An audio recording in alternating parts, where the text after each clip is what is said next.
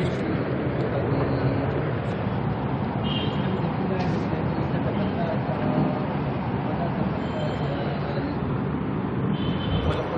عنده مفضية والسر عنده علانية. الحلال ما أحللت والحرام ما حرم والدين ما شرع والأمر ما قضى. الخلق خلقك والعبد عبدك أنت الله الرؤوف الرحيم.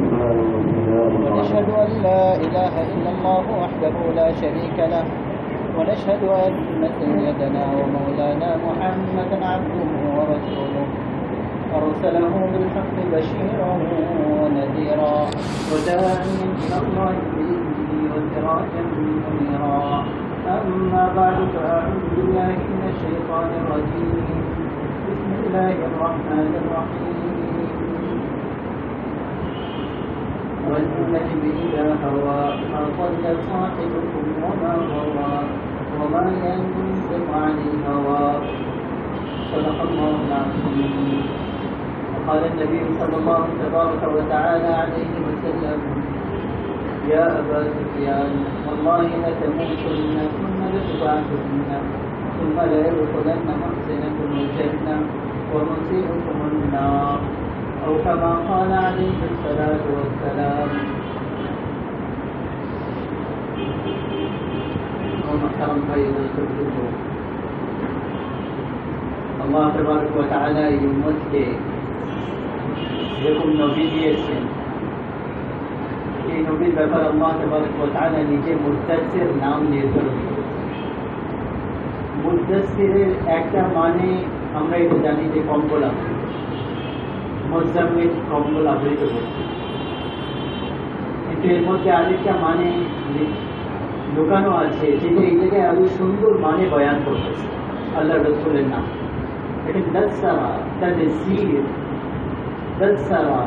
এই শব্দের মানে হচ্ছে এটা যে পাখি যখন নিজের বাড়ি তিনটা উঠায় বানায় আর ওটাকে জুড়ে জুড়ে জুড়ে জুড়ে একটা সাথে আরেকটা লাগিয়ে লাগিয়ে বানায়, এটিকে আরবিতে তাদসির বলা হয়। মানে পাখি নিজের ঘরকে বানিয়েছে। আল মুদাসসির পুরা দুনিয়ার সমস্ত মানুষের ইমানের ঘর ধ্বংস হয়ে গিয়েছিল। শয়তানি বাতাস এসে তাদের ইমানি ঘরগুলোকে ধ্বংস করে দিয়েছিল। মানুষ তিনকা তিনকা হয়ে ছড়িয়ে ছিটিয়ে গিয়েছিল। ভাই বাপ থেকে, বাপ ভাই থেকে, স্বামী স্ত্রী থেকে আলাদা হয়ে গিয়েছিল। অন্ধকারে রাস্তা দেখা যাচ্ছিল না, চারিদিকে অন্ধকারে আবৃত হয়ে গিয়েছিল। তো আল্লাহ তাআলা বলতেছেন, মানুষের ইনসানের ঘরকে আবার সুন্দর করে বানানে বানা, উঠে দাঁড়াও, ওই ঘরকে আবার তুমি নতুন করে বানাবা। ইয়া আইয়ুহাল মুদাসসির কুম, দাঁড়িয়ে যান, ফাআনজির, আবার এই ঘরকে বানান আর বানান। আল্লাহ তাআলা বলছেন ফাসবাহতুম বিনি'মাতিহি ইখওয়ানা, যে আপনি উম্মতকে এক করে দেবেন। আর আউস আর খাজরাজ, কুরাইশ আর আনসার, তাদের মধ্যে যে আলাদা আলাদা যে একটা শত্রুতা ছিল সেগুলো সব শেষ হয়ে গিয়েছে, ভাই ভাই হয়ে গিয়েছে, কেউ আনসার কেউ মুহাজির বলেছে। এই নবী এরকম নবী আমার ভাই দোস্ত, যাকে আল্লাহ তাআলা বলতেছেন পুরো দুনিয়ার ইমানি ঘরগুলোকে আবার নতুন করে বানিয়েছে। এটা নিজের নবীকে আল্লাহ তাআলা নিজে সম্মান দিয়েছেন। আর আমরা যদি ওই নবীর উম্মতি হয়ে বলি যে সুন্নত তো কোনো অসুবিধা নেই, কত ঠিক আছে না কোনো ঠিক আছে, এটা কিরকম কালমা রিসালাত আমরা পড়লাম, কিরকম আমরা নবীকে স্বীকার করলাম। ভাই দোস্ত, এটা কোনো আলাদা দল না, কোনো জামাতের কথা না, এটা হচ্ছে কলমার কথা।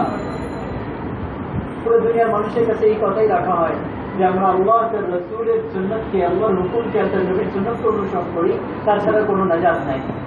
এক গ্রামের লোক আসলো, বললো ইয়া মুহাম্মদ, সে কাফের ছিল। তো আল্লাহ তাআলা আদব শিখালেন, ইয়া আইয়ুহান নবী বলো, ইয়া আইয়ুহান রাসূল বলো। কিছু গ্রামের সাহাবী আসলো, বলতো ইয়া মুহাম্মদ, ইয়া মুহাম্মদ। তো আল্লাহ তাআলা আয়াত নাযিল করলেন, লা তাজআলু দুআ আর-রাসূল বাইনাকুম কাদুআ বা'দুকুম বা'দা। কেউ আমার নবীকে ইয়া মুহাম্মদ বলতে পারবে না, ইয়া রাসূলুল্লাহ বলো, ইয়া নবী আল্লাহ বলো, ইয়া হাবিব আল্লাহ বলো। আমাদেরকে আদব শিখিয়েছেন, নিজে খালিক মালিক আল্লাহ হয়ে আদব এবং ইহতিরাম করতে, কখনো ইয়া মুহাম্মদ বলে রাখেন না। আর তার তরিকা ছেড়ে দিতেছেন। বাংলাদেশে এরকম কোনো বিবাহ আছে যার মধ্যে নবীর সুন্নাত হচ্ছে, হ্যাঁ, কোনো ফ্যাক্টরির মধ্যে মজদুর থেকে ম্যানেজার পর্যন্ত আছে যে নিজের নবীর সুন্নাত অনুযায়ী নিজের চাকরি ব্যবসা করতেছে। খুশির সময় কি হয়, হ্যাঁ, যে খুশির সময় এটা করতেছে ওইটা করতেছে, খুশির সময় আমরা রসুলকে নারাজ করি, আল্লাহকে নারাজ করি, এটা কিরকম খুশি যিনি আমাদের জন্য কামতে কামতে চলে গেছে। 23 বছরের কান্না, কেউ এত কান্দে না আমাদের নবী এত কাঁদছেন, কেউ এত পেরেশান হন নাই যখন পেরেশান হয়েছে। যেন তাইফের পাহাড়গুলোকে জিজ্ঞাসা করেন আমাদের নবীর ওখানে কি অবস্থা হয়েছে, ওদের কবিকে জিজ্ঞাসা করেন কি হয়েছে, কিভাবে দাঁত ভাঙছে রসুলের, কিভাবে বেহুশ হয়েছেন, আর কিভাবে লোহা ঢুকে গেছে ভাইয়ের খালের এক কর্নারে, পাথরের কর্নার ঢুকে গেছে, আর 1 মাস ওই ব্যথায় ছিলেন আল্লাহ রসুল। মদিনার গলিগুলা যে পুরা রাত আল্লাহ রসুল কাঁদছেন, এরকম ভাবে কাঁদছেন যে আল্লাহ পাঠিয়েছেন কাঁদার জন্য, ওই আল্লাহ তাহলেই আবার বলতে হয়েছে যে এত কেন্দ্রে আমার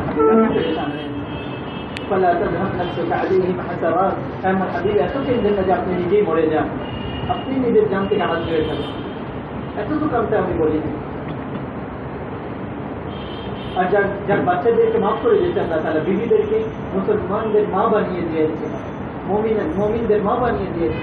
ফাতেমা জান্নাতের মহিলাদের সর্দারী বলা হয়েছে, আলীর ঘর জান্নাতে নবীর ঘরে একদম সামনে বানানোর সুসংবাদ দেওয়া হয়েছে। এখন কার জন্য কাঁদতে না রয়েছে, কেন কাঁদছেন? হ্যাঁ, এখন আপনার জন্য আমার জন্য কাঁদছেন, এই উম্মতের জন্য কাঁদছেন, স্মরণ ছিটানো যাদের মুসলমানদের জন্য কাঁদছেন। আল্লাহ রসুল ইন্তেকালের 1 সপ্তাহ আগে আল্লাহ রসুলের সাহাবারা জিজ্ঞাসা করতে আসেন, দেখা করতে আসেন, আল্লাহ রসুল তাদেরকে দেখে কাঁদছেন আর বলতে তোমাদেরকে আমার শেষ সালাম, আর আমার পরে আমার উম্মত যারা আসবে তাদেরকে বলে দিও যে তোমাদের নবী তোমাদেরকে সালাম বলে গেছে, আর কিয়ামত পর্যন্ত যে আমার কর্ম করবে তাদেরকে বলে দিও যে তোমাদের নবী তোমাদেরকে সালাম পেশ করে গেছে, আমাদেরকে সালাম বলে গেছেন। এরকম এরকম ভালোবাসেন আমাদের। দুনিয়া থেকে আল্লাহ রসুলের যাওয়ার সময় হলো, আজরাইল আলাইহিস সালাম বাইরে, জিবরাইল আলাইহিস সালাম ভিতরে, এই জায়গায় এরকম দরবার যে আজরাইল পারমিশন ছাড়া ঢুকতে পারতেছে না। ইয়া রাসূলুল্লাহ, আজরাইল আলাইহিস সালাম বাইরে ভিতরে আসবে। আজরাইল আলাইহিস সালাম ইজাজত নিতেছে, পারমিশন নিতেছে ভিতরে আসবে, ইজাজত আছে, তারপর আজরাইল আলাইহিস সালাম ভিতরে আসবে। বলে ইয়া রাসূলুল্লাহ, যখন থেকে মৌতের কাজ আমার দায়িত্ব দেওয়া হয়েছে আমি কাউকে জিজ্ঞাসা করি নাই, আপনার রবের হুকুম ছিল আমাকে যে ইজাজত পেলে ভিতরে যাবার, না হলে দরজা পর্যন্ত। ইয়া রাসূলুল্লাহ, যখন থেকে মৌতের কাজ আমার জিম্মা লাগছে, আল্লাহ তাআলা কাউকে ইখতিয়ার দেননি, আপনি কি ইখতিয়ার দিতেন, চাইলে জিন্দা থাকেন, চাইলে চলেন। আপনি যদি জিন্দা থাকতে চান আমি ফেরত যাবো, আর যদি আপনি চলতে চান তাহলে আমি আমার কাজ শুরু করবো। আল্লাহ রাসূল জিবরাইল আলাইহিস সালামের দিকে তাকালেন, পরামর্শ কি বলো? জিবরাইল আলাইহিস সালাম বললেন, ইয়া রাসূলুল্লাহ, আল্লাহ তাআলা আপনার মুলাকাতের শৌকে আছে। বলে আচ্ছা, তাহলে জিবরাইল ফেরত যাও, আল্লাহকে জিজ্ঞাসা করো যে আমার পরে আমার উম্মতের সাথে কি ব্যবহার হবে, তারপরে আমি উত্তর দেব। আমার উম্মতের সাথে কি ব্যবহার হবে? লাইতাকা তাহলু ওয়াল আয়ামু মারিয়াতুন ওয়ালাইকা তারদা ওয়াল আনামু বিদাব। বলতে যাও আমার উম্মতের সাথে কি করবে। জিবরাইল আলাইহিস সালাম ফেরত গেলেন, আজরাইল আলাইহিস সালাম দাঁড়িয়ে আছেন, ফেরত আসলেন, বলে আল্লাহ তাআলা বলতেছেন আমি আপনার উম্মতকে একা ছাড়বো না, সাথ দেবো। বলে আল্লাহ আকরাত আইনি, এখন আমার চোখ ঠান্ডা হয়েছে, আল্লাহুম্মা রাফিকাল আ'লা, আল্লাহ আপনি আমাকে এখন উপরে দেখে নেন, আমার কাজ পুরো হয়ে গেছে। আর যখন আল্লাহ রসুল এই ফয়সালা শুনিয়েছেন, জিবরাইল আলাইহিস সালাম উদাস হয়ে গেলেন, বলেন ইয়া রাসূলুল্লাহ, আপনি যদি এই ফয়সালা করে ফেলেছেন তাহলে আমারও আজকে দুনিয়াতে শেষ দিন, আজকের পরে আমি আর কোনোদিন ওয়াহী নিয়ে দুনিয়াতে আসবো না, খতম, শেষ। এই জন্য আল্লাহ রসুল আলী রাদিয়াল্লাহু আনহু যখন পানি দিতেছিলেন আর কাঁদতেছিলেন আর বলছিলেন, আলী ইয়া রাসূলুল্লাহ,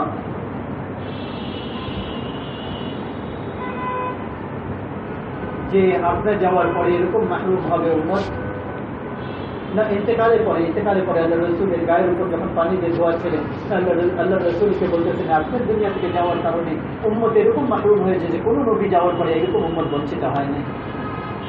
আপনি যদি আমাদেরকে কান্না বন্ধ করা না শিখাইতেন তাহলে পুরো জগৎ দেখতো যে কান্না কাকে বলে।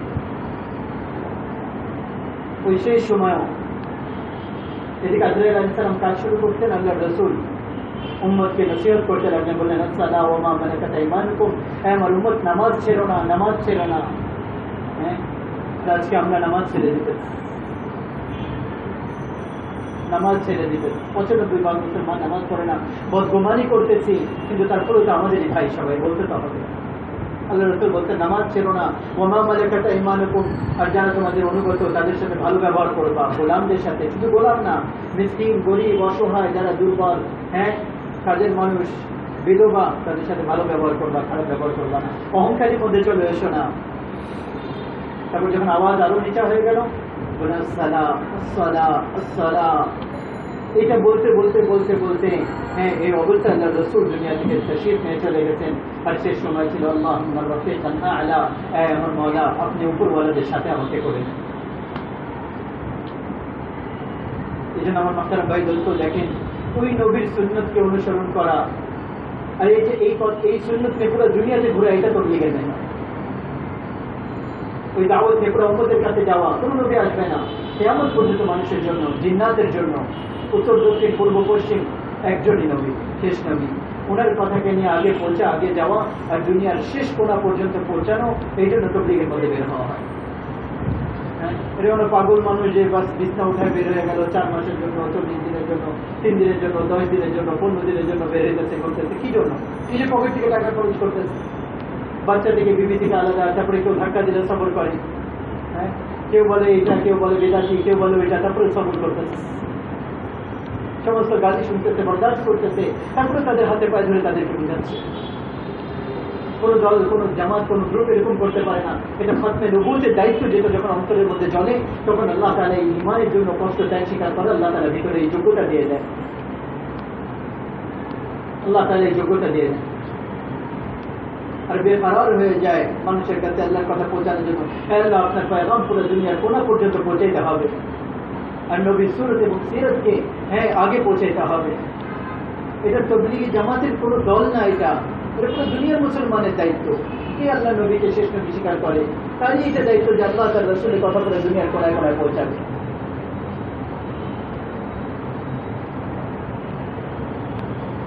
এই জন্য আমার ভাই দোস্ত, এটা আমাদের দায়িত্ব, আল্লাহ তার রাসূলের পছন্দিদা জীবনকে নিজের মধ্যে আনা, পুরো উম্মতের মধ্যে ছড়ানো। এটা খাতমে নবুয়তের দায়িত্ব, এটা তবলিগি জামাতের কোনো দায়িত্ব না, প্রতিটা মুসলমানের দায়িত্ব। আল্লাহ নবীর জিন্দেগিকে নিজের মধ্যে সাজায়, উম্মতের মধ্যে ছড়ায়।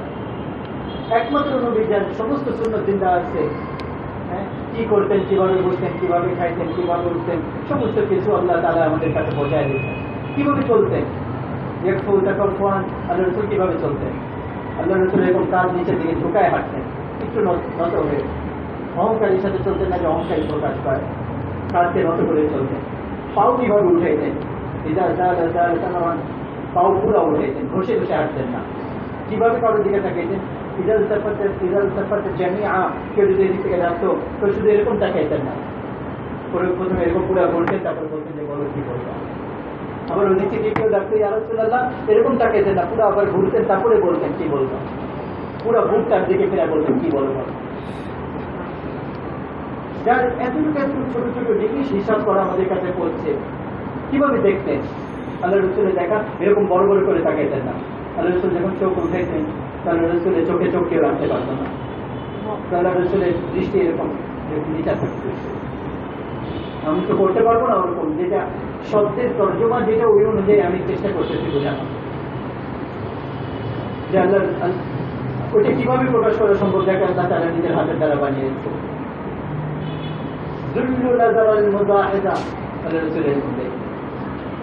এরকম বড় বড় চোখ করে তাকাইতেন না। এরকম মাঝে নবী ছিলেন যে পুরুষদের মধ্যে বসেও সব কোনোদিন দৃষ্টি উঠায় কথা বলতো না। আর আজকে তারই উম্মত আমরা যে অন্যদের মেয়েদের দিকে নির্লজ্জ ভাবে তাকিয়ে, কোথায় আমাদের লজ্জা চলে গেল, কোথায় হায়া চলে গেল, জানি না কোথায় দখল করে দিতে আমাদের ইসলামের শান আর শওকতকে, আমাদের লজ্জা এবং আমাদের হায়াকে। কিভাবে হাসতেন, শুধু ঠোঁট হ্যাঁ লড়তো আর দাঁত দেখা যেত, আশনাব দাঁত দেখা যেত, আশনাব বররাকাত তানায়া দাঁত কিরকম ছিল, পাতলা মোটা মোটা না, মুস্তাফিজাল আসনান এই জায়গায় খালি ছিল, এই 4 দাঁত উপরে নিচে খালি ছিল। আর কিরকম চমকাতো, যেরকম বিজলি চমকাতে থাকে এরকম দাঁত চমকাতে থাকতো। আল-লু'লু আল-মাকনুন। যখন আল্লাহ রাসূল হাসতেন তো এরকম মনে হতো যেরকম মতি ঠোঁটের থেকে বাহিরে বের হয়ে আসে, যেরকম শামুক খুলে মতি চমকায়, তো আল্লাহ রাসূল যখন এরকম হাসতেন তো চমকানো মতির মতো দাঁত সামনে চলে আসতো। কখনো দেওয়ালের কাছে থাকতেন তো দেওয়ালের উপর তার চমক পড়তো। কোন কিরকম ছিল? বলি আলফাম, চওড়া চেহারা, চওড়া মুখ, ফাসাহাত এবং বালাগতের নিশানি। নাক এরকম ছিল, আকান আল নেই, নাকের এই হাতি একটু উঁচা আর সামনে যে পাতলা, লহু নূর ইয়াতালাআলা, এদিকে একটা নূরের পাতলা এরকম দাগ ছিল যেরকম চমকাতে থাকতো। চোখ এরকম ছিল আমাদের নবী, আদআজ আশকাল, আদআজ আশকাল, লম্বা চোখ, মোটা চোখ, একদম সাদা, ভেতরে সাদা, খুব সুন্দর, বেশি সাদা, আর তার মধ্যে কালোটা বেশি গাঢ় কালো। আদআজ মোটা, আশকাল লম্বা চোখ। আর আল্লাহ রাসূলের পলকগুলো কেমন ছিল? ফি আশফারিহি, আল্লাহ রাসূলের পলকগুলো লম্বা এবং লম্বা এবং সুন্দর, বড় বড় ছিল। আল্লাহ রাসূলের ভুরু কিরকম ছিল? আদাজ্জাল হাওয়াজিব, আল্লাহ রাসূলের ভুরু এরকম ছিল যেরকম গোল কামানের মতো। মিন গায়রি কারনিন, কিন্তু এই জায়গার মধ্যেখানে চুল ছিল না, এই জায়গায় জোড়া ছিল না, লম্বা গোল কামানের মতো আল্লাহ রাসূলের ভুরু, এই জায়গায় চুল ছিল না। বাইনাহুমা ইরকুন ইয়াদরুহুল গাদাব, যখন আল্লাহ রাসূল ডাকতেন তো এই রগ এরকম ভাবে উঁচা হয়ে যেত, এই জায়গায় একটা রগ ছিল, এটা কাঁপতে থাকতো। আমাদের রাসূলের মাথার কপাল কেমন ছিল? ওয়াজি আল জাবিন, প্রশস্ত কপাল ছিল। আমাদের নবীর গাল কেমন ছিল? সাহলাল খাদ্দাইন, আল্লাহ রাসূলের গাল না ভিতরে না বাইরে, বরাবর।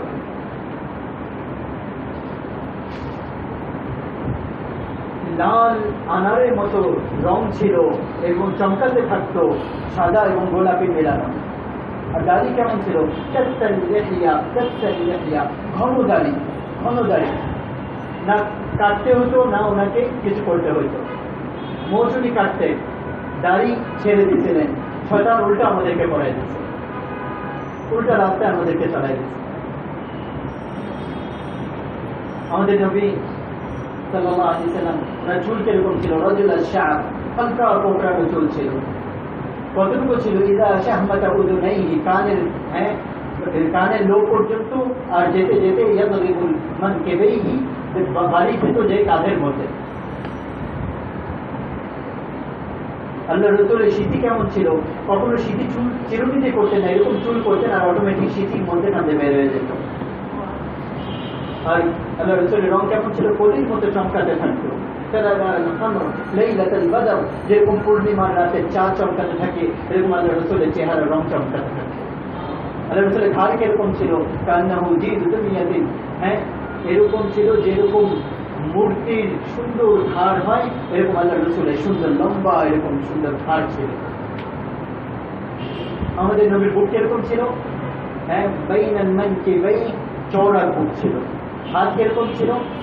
সাইলাল আতরাফ, লম্বা ছিল। আঙ্গুল কিরকম ছিল? শানাল কাফাইন ওয়াল কাদামাইন, হাত এবং পায়ের আঙ্গুলগুলা মজবুত ছিল। আর হাতেটি কেমন ছিল? বররাকা, এই হাত আল্লাহ রাসূলের প্রশস্ত ছিল। খামসান আল আখমাসাইন, আল্লাহ রাসূলের পাও এরকম একটু হালকা উঁচা ছিল, আর আল্লাহ রাসূল যেরকম তাড়াতাড়ি হাঁটতেন। মাসিহ আল কাদামাইন, পাও উপরে এরকম ছিল যেরকম তেল লাগানো।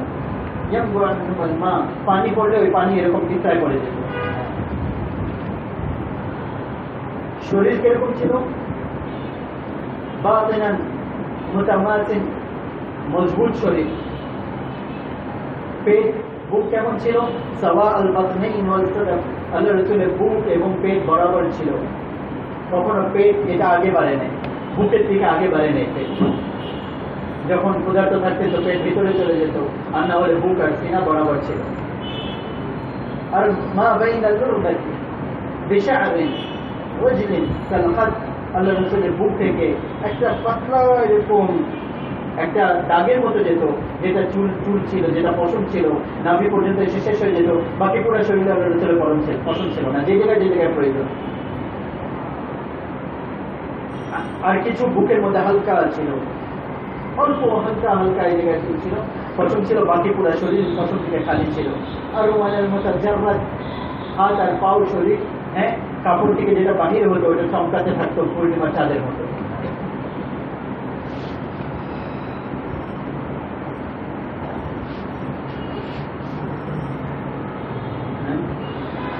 তো ছোট ছোট জিনিস আমাদের সামনে আল্লাহ তাআলা কেন পৌঁছাইতেন?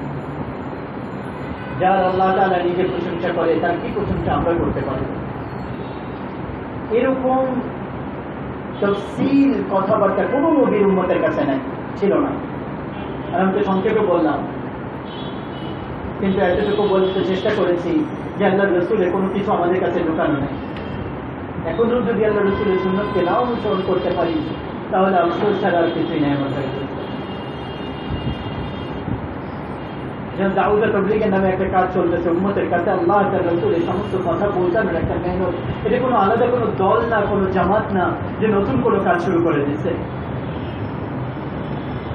কি হয়েছে? মুদ্দত হুই সৈয়াদ নে ছোড়া ভি তো ক্যা তাবে পরওয়াজ নেহি রাহে চমন ইয়াদ।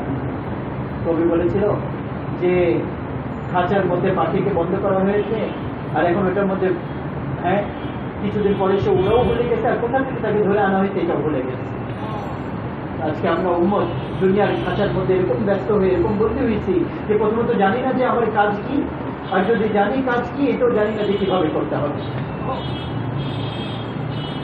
এজন্য এরকম নবী আজমাল আকমাল আবহা আনওয়ার, হ্যাঁ, যত শব্দ বলবো আল্লাহ রসুলের ব্যাপারে আল্লাহর কসম অল্প করে যাবে। প্রতিটা শব্দ আমাদের নবীর উপর পরিপূর্ণ হয় না, ছোট হয়ে যায়। বড় থেকে বড় শব্দ আল্লাহ রসুলের তারিফের সামনে ছোট হয়ে যায়। এই জিন্দেগি যদি আমাদের মধ্যে চলে আসবে আর এটাকে দুনিয়ার কোনা পর্যন্ত যদি পৌঁছাতে পারবো, এটাই হচ্ছে দাওয়াত এবং তাবলীগের কাজ। এই জন্য আমরা বলি যে ভাই আল্লাহর রাস্তায় তাবলীগে বের হই। এটা যদি ঘরের মধ্যে বসে পাওয়া যেত তাহলে দুনিয়াতে আল্লাহ রসুল আর সাহাবারা কোনোদিন ঘর ছাড়তেন না। আর অন্যদের কাছে পৌঁছানোর যে দায়িত্ব, এটা তো ঘর ছাড়তেই বলতেছে। পৌঁছায় কিভাবে যায়? পৌঁছানো বল্লিগু শব্দের, তাবলীগ শব্দের যে মানে এটা যে পৌঁছাইতে হয়, চিঠি লিখে না, কারোর মাধ্যমে না, ওইটারও শব্দ আলাদা আছে, ওইটারও তরতিব আলাদা আছে, পদ্ধতি আলাদা আছে, নিষেধ নেই। সবচেয়ে উত্তম যে পদ্ধতি সেটা হচ্ছে নিজে চলে যাওয়া, যেটা আল্লাহ রসুল যাইতেন। এটা তো শোভা পায় না যে রসুল আমাদের জন্য এত কষ্ট করতেন আমরা তার বিরোধিতা করি, তারই সুন্নতকে তওবা করি। এই জন্য আমার ভাই দোস্ত, প্রথমত এটা যে আমাদেরকে তওবা করতে হবে। তওবা করতেছে না ইনশাআল্লাহ, হ্যাঁ, যে আল্লাহ রসুলের জিন্দেগি আল্লাহ হুকুম যেটা নষ্ট করতে হলে থেকে তওবা করি। ফরায়েজ যেগুলো ছুটছে ওগুলোকে চিন্তা করি। যার হক নষ্ট করছে তার কাছে মাফ চাই। মাফ না করলে তাহলে গুনাহ মাফ হবে, কিন্তু হক বাকি আছে। তওবা করলে হক গুনাহ মাফ হয়, কিন্তু হক বাকি আছে। তো যখন তওবা করবেন, 100 টাকাটাও নষ্ট করছেন, দখল করছেন, হ্যাঁ, ওইটা আল্লাহ গুনাহ মাফ করবে, কিন্তু কিয়ামতের ময়দানে পর্যন্ত এটা পেন্ডিং থাকবে। যদি সে দুনিয়াতে মাফ না করে, দুনিয়াতে চেষ্টা করতে থাকো, আর না দিতে পারলে কিয়ামতের ময়দানে ওইটা আল্লাহ ফেসলা করবে। আর যদি না দিতে পারেন, চেষ্টা পুরো ছিল তো আল্লাহ আপনার পক্ষ থেকে আদায় করে দেবে, চেষ্টা থাকলে পুরা। আর আমার ভাই দোস্ত, আল্লাহ এবং তার রাসূলের সুন্দর জিন্দেগিকে পুরো উম্মতের মধ্যে ছড়ানো, এটা দুইটা বিষয়। আর দ্বিতীয় কথা হচ্ছে এইটাকে শেখার জন্য আর এটাকে পুরো দুনিয়াতে ছড়ানোর জন্য আল্লাহর রাস্তায় অল্প সময় নিয়ে বের হওয়া। এই জন্য আমরা বলি দাওয়াত তাবলীগের নামে আল্লাহর রাস্তায় বেরোয় উম্মতকে এইদিকে দাওয়াত দেওয়া। এই জন্য প্রথমত এটা যে আমরা এখান থেকে তওবা করে উঠি, আল্লাহকে রাজি করতে হলে তওবা করতে হবে। নিজে তওবা করি আর পুরো উম্মতকে দিয়ে তওবা করায়, পুরো উম্মতকে দিয়ে তওবা করে। পুরো উম্মতের নৌকা ডুবতেছে আমার ভাই দোস্ত, পুরো উম্মতের খুবই খারাপ অবস্থা। দুনিয়া আখিরাতের সমস্যা যদি সমাধান করতে হবে, তওবা ছাড়া আর কোনো রাস্তা নেই। এই জন্য এটা হচ্ছে যে আমরা নিজে তওবা করি আর পুরো উম্মতকে দিয়ে তওবা করে। প্রতিটা ব্যক্তি নিজে তওবা করে অন্যদেরকে দিয়ে তওবা করে। আর দেখেন, আপনাদের কাছে আমি গুজারিশ করবো যে নামাজের ইহতিমাম করি। এক ওয়াক্ত নামাজ কোনো অবস্থাতে আমাদের জামাত ছাড়া না। আর কোরআন তেলাওয়াত করি, আর কোরআনকে পড়ি, এক আয়াত পড়ি তো ওটা তর্জমা দেখে নিই, এক পৃষ্ঠা পড়ি ওটা তর্জমা দেখে নিই, আল্লাহ আমাকে কি বলতেছে এটা দেখি। আমার ভাই দোস্ত, ওয়াহির ইলম এটা, এর থেকে পাওয়ারফুল জ্ঞান আর ইলম দুনিয়াতে আর কিছু নেই। আমাদের নবী পাক সাল্লাল্লাহু আলাইহি ওয়াসাল্লামের কাছে এক ব্যক্তি আসলো, ইয়া রাসূলুল্লাহ, রিজিকের সংকীর্ণতা আছে, কোনো ওজিফা বলে দেন, আমার রিজিক বেড়ে যায়।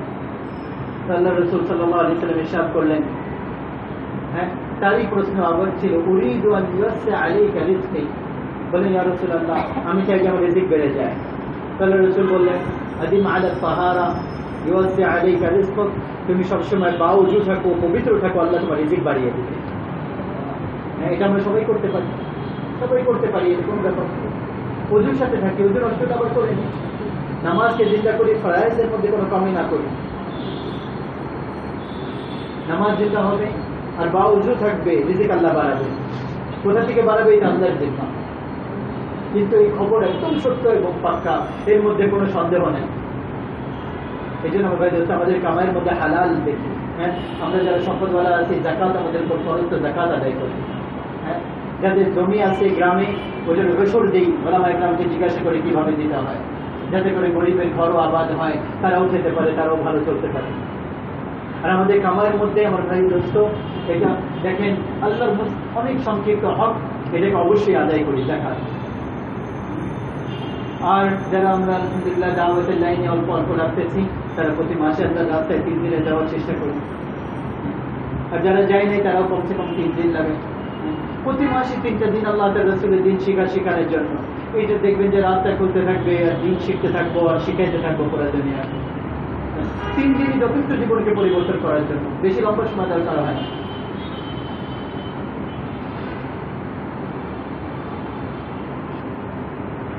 একজনের সাথে আমার পরিচয় হয়েছিল আজ থেকে প্রায় 8 বছর আগে। একজন বাংলাদেশের নাম করা গায়ক। 3 দিন লোকটা লাগালো, আর হঠাৎ করে তার কয়েকদিন আগে আমার সাথে দেখা, এত বড় দাড়ি, মাশাআল্লাহ, এরকম পুরো সুন্নতের উপর। আমি অবাক হয়ে গেলাম। বললো যে আল্লাহর শুকর, এখন আমি হুজুরের উম্মতি হয়ে গেছি।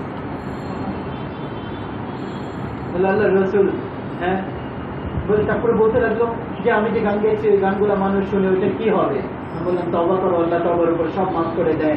তুমি ওইটা থেকে দূরে সরে আসছো, আর তোমার যতটুকু তুমি পারো ওইগুলো বন্ধ করার চেষ্টা করো, আর এই চেষ্টার উপর আল্লাহ তাআলা তোমাকে মাফ করে দেবে। 3 দিন লাগিয়েছিল লোকটা, মাত্র 3 দিন। 7 বছর আগে, 8 বছর আগে তার 3 দিন লাগছে। আর তারপরে আল্লাহ তাআলা তার মধ্যে পরিবর্তন আনছে, আস্তে আস্তে আস্তে আস্তে পরিবর্তন হইতে আজকে তার অবস্থা এরকম যে আল্লাহর ফজলে 4 মাস লাগাইছে আর সময়, আর তার বরকতে মানুষ আল্লাহর রাস্তার দিকে আসতেছে। এ তো পথভ্রষ্ট ছিল না, পথভ্রষ্ট করার অস্ত্র ছিল, শয়তানের অস্ত্র ছিল। আল্লাহ তাআলা জিন্দেগির মধ্যে পরিবর্তন আনতেছে।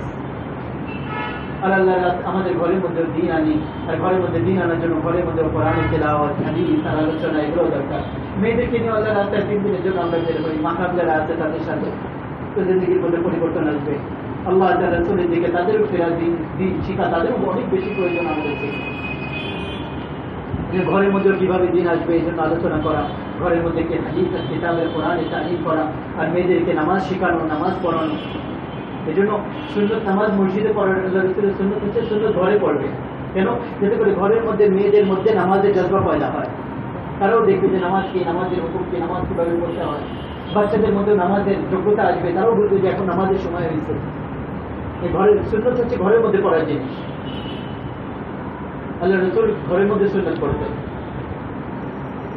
যেন একটা পুরো দিন আমার ভাই দোস্ত, যেটা দাওয়াতে তাবলীগের নামে পুরো দুনিয়াতে একটা করার মেহনত হচ্ছে, যে কোনো দল না বারবার বলতেছে, এটা যা যে মনে করতেছে আমার করার প্রয়োজন সে আসতেছে, করতেছে, করে আবার ফিরে চলে যাচ্ছে। যেরকম যেটা মনে করে যে নামাজ আমার পড়া দরকার, সে আসে, নামাজ পড়ে আবার চলে যায়, সে দায়িত্ব করে করে চলে যাচ্ছে। এই জন্য নামাজ দিয়ে এটা কোনো দল না। কেউ বলে নাকি নামাজ দিয়ে একটা দল, একটা গ্রুপ। হজ যে মনে করছে আমার উপর হজ ফরজ দিচ্ছে, সে যাচ্ছে হজ করতে, হজ করে আবার চলে আসবে। এরকম দাওয়াত তাবলীগ এটা একটা দায়িত্ব আল্লাহ তাআলা প্রতিটা উম্মতের উপর দিয়েছে, এটা করতে হবে। না করলে কিয়ামতের দিন জিজ্ঞাসা করবে। যে বলতেছে যে আমার করা দরকার, সে আসতেছে একটা পরিবেশের মধ্যে থেকে করে আবার তার চাকরি স্থলে, তার পরিবারে, তার এলাকার চলে যাচ্ছে। আর যাতে করে ইমানের চেরাগ আলোকিত থাকে, সবসময় ইমান আর আমল পরিবেশের মধ্যে থাকি। এই জন্য হচ্ছে যে এলাকায় থাকলে যে মেহনতগুলো আছে ওটার সাথে লেগে থাকে। আর মসজিদের সাথে অন্তরকে ঝুলে রাখা, মসজিদের সাথে এই উম্মত মুসলমানের অন্তর মসজিদের সাথে লটকানো থাকবে। আজকে আফসোসের বিষয় হচ্ছে যে উম্মতের অন্তর দুনিয়ার মধ্যে, বাজারের মধ্যে, অফিসের মধ্যে লটকায় আছে। একজন ব্যবসায়ী যেরকম সে তার বিবির সাথে থাকলেও রাত্রেবেলা ঘুমাইলেও সে দাওয়াতে গেল, তার ব্যবসা তার ব্রেনে থাকবে। উচিত ছিল এই উম্মত যে জায়গায় থাকবে ওই অবস্থায় তার মসজিদ আর তার ইমান আর আমল ঠিক করার মেহনত তার ব্রেনে থাকবে। এখন উল্টা হয়ে গেছে। বাড়িতে গেলে যদি জিজ্ঞাসা করে বাবা কোথায়, বলে যে মার্কেটে গেছে। কখন আসবে বলে জানি না, কতক্ষণ লাগবে। আর যদি বলে কোথায় গেছে, বলে মসজিদে গেছে, বলে কখনো বলি এখনই চলে আসবে, এখনই চলে আসবে। এটা উম্মতের জায়গা ছিল থাকার, ওই জায়গা থেকে উম্মত বের হয়ে সবচেয়ে নিকৃষ্ট জায়গায় চলে গেছে। ওইখানে 8 ঘন্টা 10 ঘন্টা 15 ঘন্টা 18 ঘন্টা যেত। উম্মতের মধ্যে আল্লাহ তাআলা উম্মতের সাথে আল্লাহ সাহায্য কিভাবে আসবে? যে জায়গায় মসজিদ আবাদ হয় না, যে এলাকায়, ওই এলাকায় আল্লাহ তাআলার আযাব চলে আসে। আর যেখানে মসজিদ আবাদ হয়, আল্লাহ তাআলা আযাব থেকে ওই এলাকাকে আল্লাহ তাআলা হেফাজত করে। মসজিদ আবাদই শুধু নামাজের দ্বারা হয় না, মসজিদের মধ্যে সমস্ত আমলগুলো জিন্দা করতে হবে, যেটা আল্লাহ রাসূলের মসজিদে নববীর মধ্যে ছিল। এই জন্য আমার ভাই দোস্ত, দাওয়াতে তাবলীগের নামে একটা মেহনত চলতেছে, মসজিদকে আবাদ করা, উম্মতকে মসজিদের সাথে সম্পৃক্ত করা, আর দাওয়াত আর কোরআন আর হাদিসের কথাকে উম্মতের কাছে পৌঁছানো। মেহনত করা আমরা নিয়ত করতেছি না ইনশাআল্লাহ। আল্লাহ তাআলা আমাদের নিয়তকে, আমলকে, যারা তওবা করলো আমাদের তওবাকে কবুল করেন। আর এই জন্য আমরা বলি যে ভাই অল্প সময় দিয়ে মেহনতটাকে শিখি। এটা কোনো এরকম ধরা বান্ধা না যে এতদিনই সময়, যতটুকু পারি সময় অতটুকু দিই, কোনো অসুবিধা নেই। একটা জিনিস শেখার জন্য একটা সময় দেওয়া, ওই সময়ের মধ্যে ওই জিনিসটাকে শেখা, এটার মধ্যে একটা গুরুত্ব আছে। আমরা বলি ভাই 4 মাস 40 দিন, এগুলো হ্যাঁ সাহাবাদের জিন্দেগি, আল্লাহ রাসূলের জিন্দেগি, হাদিস থেকে নেওয়া, আর ওই অনুযায়ী আমরা 4 মাস 40 দিন 3 দিন এগুলো বলি। এগুলো কোনো বানানো কথা না। 40 দিনে তো আল্লাহ তাআলা নিজে মুসা আলাইহিস সালামকে 40 দিন পুরো পাহাড়ে রাখলেন। কোরআনের মধ্যেই আসছে যে 30 দিন 30 রাত পুরো হলো, তো আল্লাহ তাআলা বললেন যে কতদিন হয়েছে, বললো 30 রাত 30 দিন। আল্লাহ তাআলা বললেন যে ইসলামে যেহেতু রাত আগে আসে, আল্লাহ তাআলা বললেন যে আরো 10 রাত পুরা করো, মানে 10 দিন 10 রাত আরো পুরা করো। 40 দিন পুরা করাইলেন আল্লাহ তাআলা তুর পাহাড়ে, পবিত্র জায়গায়। আর তারপর আল্লাহ তাআলা ওনাকে তাওরাত দিলেন। 31 দিনও না, 39 দিনও না, 41 দিনও না, 40 দিন কেন? ইউনূস আলাইহিস সালামকে আল্লাহ তাআলা মাছের পেটের মধ্যে দিলেন। মাছের পেটের মধ্যে ঠিক উনি 40 দিন থাকলেন, আর জায়গায় তওবা করলেন, ইস্তেগফার করলেন, আল্লাহ তাআলা ওনাকে বের করলেন। 41 দিনও না, 39 দিনও না, একদম ঠিক 40 দিন। আর বর্তমানে আলহামদুলিল্লাহ আল্লাহ তাআলা দেখাইতেছেন যে আল্লাহর রাস্তায় যদি সঠিকভাবে তো 40টা দিন আল্লাহর রাস্তায় দিয়ে আসে, তার জিন্দগির মধ্যে পরিবর্তন চলে আসে। আর এটা আল্লাহ তাআলা মায়ের পেটের থেকে শুরু করছেন। 41 দিন যাওয়ার, একটা 40 দিন অতিবাহিত হওয়ার পরে মায়ের পেটের মধ্যে ওই যে রক্তের আকৃতি, ওইটা গোস্তের আকৃতি নেয়। তারপর আরেকটা 40 দিন যাওয়ার পরে এই গোস্তের আকৃতির মধ্যে হাড্ডি আসে। আর 3টা 40 দিন যাওয়ার পরে আল্লাহ তাআলা তার মধ্যে জান দেয়। ঠিক 40 দিন একদম এক্স্যাক্টলি সাইন্টিস্ট দেখতেছে, ওরা মাপলো যে একদম ঠিক যখন 4 মাস পুরা হয়, ঠিক তার মধ্যে আল্লাহ তাআলা জান দেয়। জান কোথা থেকে আসে সেটা তারা জানে না, একদম 4 মাস পুরা হওয়ার পরে আল্লাহ তাআলা তার মধ্যে জান দেয়। তো প্রতিটা 40 দিনের পরে একটা পরিবর্তন আসে, প্রতিটা 40 দিনের পরে একটা পরিবর্তন আসে।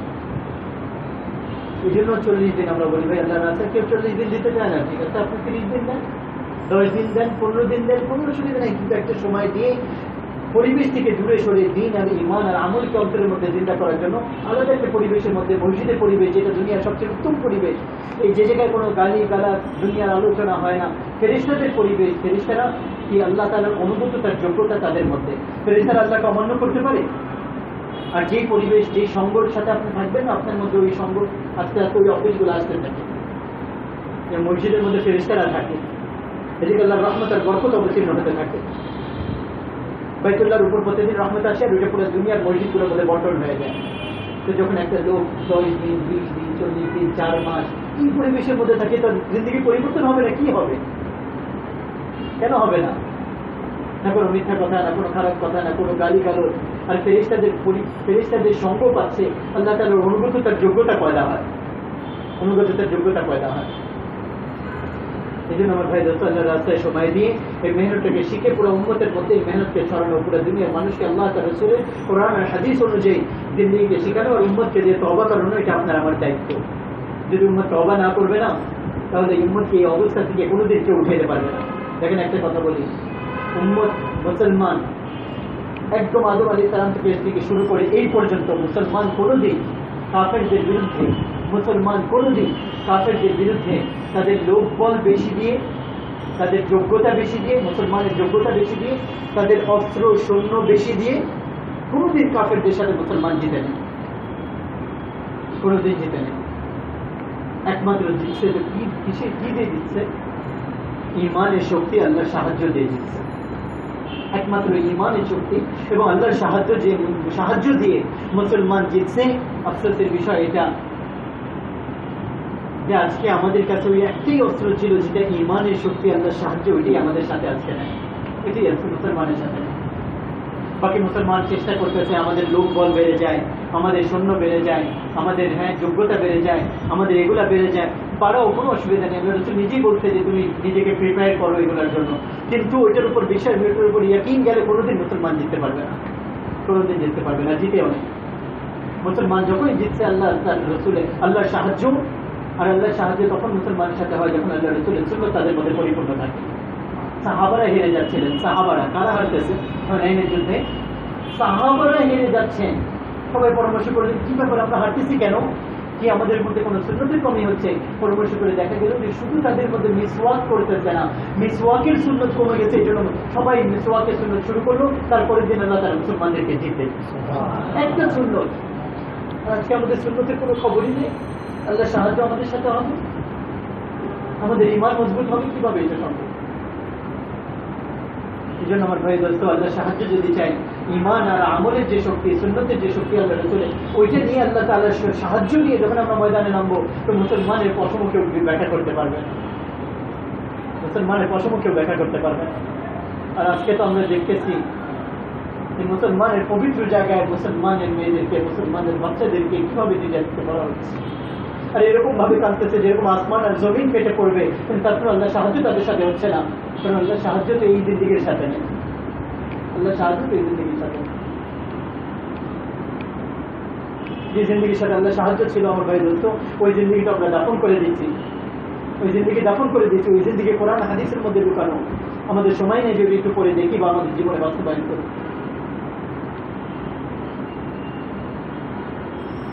ফিলিস্তিন থেকে কিছু যুবকরা আসছিল আমাদের সঙ্গে আসছে না, তো বললো যে আমাদের এখানে দাওয়াতে তাবলীগের কাজ করতে অনেক অসুবিধা হয়, আমাদের উপর তো জিহাদ ফরজ হয়ে গেছে, আমরা কি করব? আমি বললাম তোমাদের জন্য ফরজ হচ্ছে দাওয়াতে তাবলীগের কাজ করা। এটা কি বললেন? এটা কি বললেন? বললাম দেখো, আমি জর্ডানে গেছি, আমি ওখান থেকে ইসরায়েলিদেরকে, ফিলিস্তিনের মুসলমানদেরকে দেখছি, তাদের মেয়েদেরকে দেখছি, তাদের ছেলেদের অবস্থা দেখছি।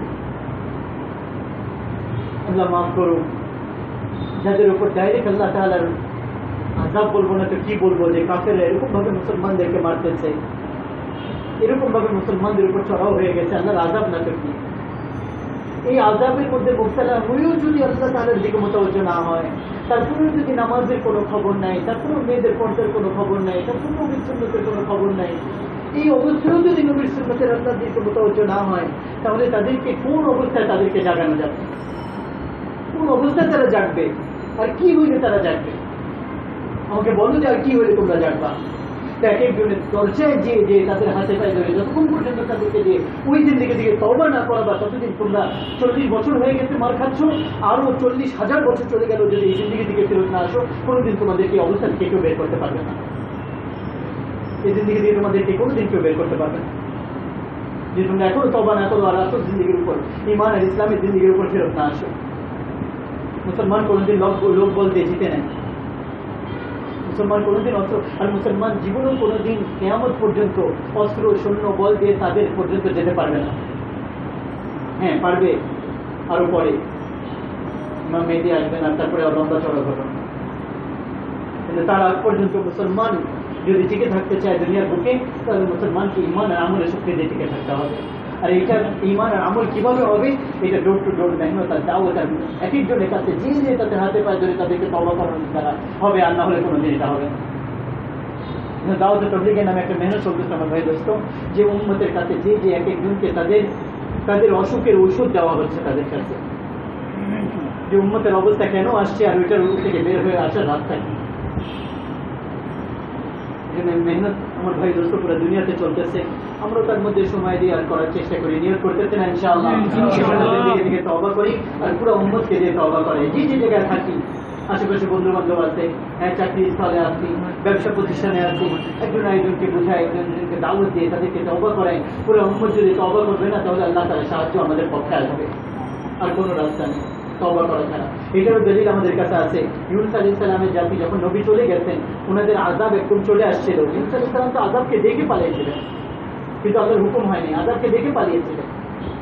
যখন একদম আযাবকে দেখছেন উনি চলে গেছেন, তো পুরো উম্মত যখন দেখছেন যে নবী নাই, তো কি করবে? পুরো উম্মত একসাথে তওবা করে পুরো উম্মত সিজদায় পড়ে গেছে।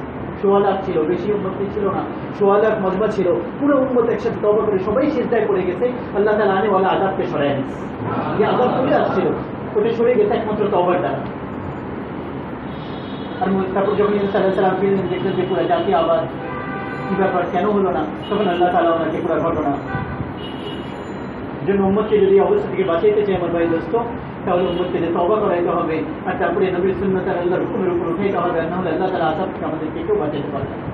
ব্যক্তিগত জীবন দেখেন, পারিবারিক জীবন দেখেন, সামাজিক জীবন দেখেন, দেশ বিদেশ দেখেন, সব জায়গায় যেমন আগুনই আগুন জ্বলতেছে, আগুনই আগুন জ্বলতেছে। ইমানের যদি একটা চশমা থাকতো, যদি দূরবীন থাকতো, তাহলে দেখা যেত যে কিভাবে আগুন জ্বলতেছে চারদিকে। এই জন্য আমার ভাই দোস্ত, আল্লাহকে রাজি করার জন্য ইমান আর আমলের সাথে, ইখলাসের সাথে, হ্যাঁ আল্লাহ তাআলা রাসূলের দ্বীনকে জিন্দা করার জন্য আল্লাহর রাস্তায় বের হওয়ার নিয়ত করি। নিয়ত করে যাতে ইনশাআল্লাহ, ইনশাআল্লাহ যারা 4 মাস লাগায়নি তারা একটু দাঁড়ায় বলি যে ইনশাআল্লাহ যখন সুযোগ পাবো, এখনই না, চাকরি, ব্যবসা, বিবি, বাচ্চা, এগুলো আমাদের দায়িত্ব, ওগুলো একটা সঠিক ব্যবস্থা করে তারপরে যারা রাস্তায় বেরোয়। ঠিক আছে না? কারা কারা নিয়ত করতেছি একটু দাঁড়ায় তো বলেন ইনশাআল্লাহ। একটু দাঁড়ায় নিয়ত করি। নিয়ত করলে একটা সওয়াব এখনই পেয়ে যাব। নিয়ত ওয়াদা না, অঙ্গীকার না। দেখেন 4 মাসে যত নামাজ পড়বো, 4 মাসে যত দাওয়াত দিব, এটার একটা সওয়াব এখন পাবো। 4 মাসে যত নামাজ হবে, যত দাওয়াত হবে, তার একটা সওয়াব এখন পাবো। আর তারপরে বের হয়ে আল্লাহ তৌফিক দিলে ওইটা তো পুরো জিন্দেগির মধ্যে আসবে। কমসে কম 10টা দেখি, আর বাড়তে বাড়তে অসীম, কোনো সীমা নেই। নিয়ত করতেছেন ইনশাআল্লাহ?